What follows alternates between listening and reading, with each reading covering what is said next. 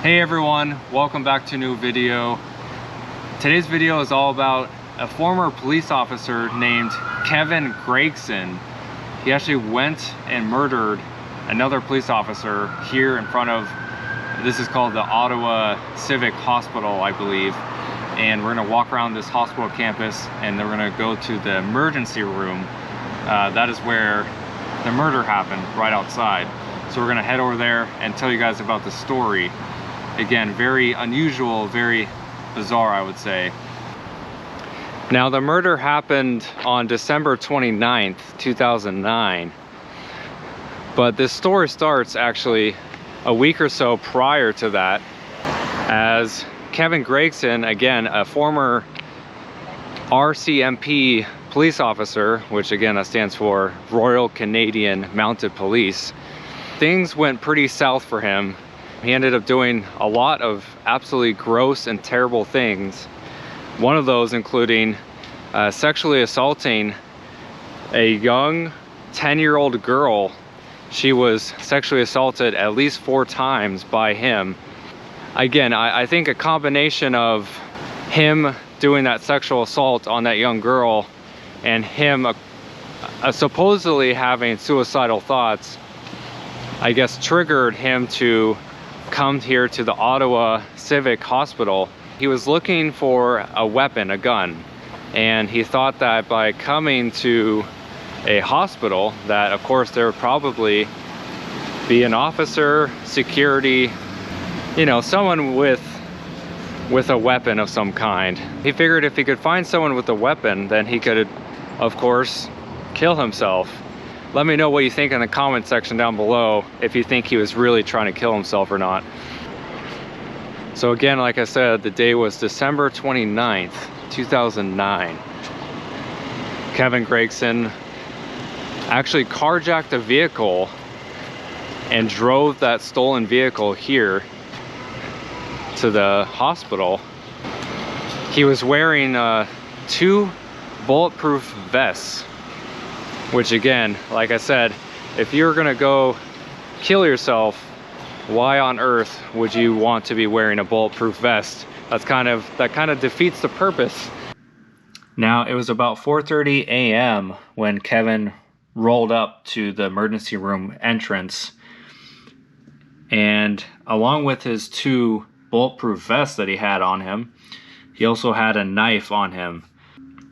Now, he immediately saw police officer Eric Zapnik, and Kevin, pretty much without hesitation, went over and stabbed and murdered Eric. After he murdered him, he was pretty much immediately apprehended by many civilians who were there at the hospital, as well as 4 members of the Ottawa paramedic team. Now, when he finally was taken into custody and put into an interview room, he told police that his intention was to kill himself. And again, he wanted a gun because he said that he couldn't kill himself with the knife that he had. And so he said that, again, I need to find a gun.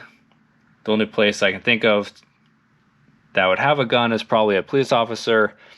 And he said, well, they most likely will be hanging out at a hospital. So that was his intention.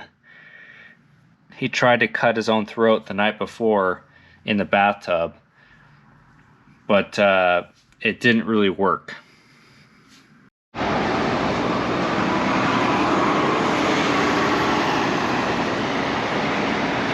Now, they actually videotaped the little girl's interview talking about the sexual assault, and she says,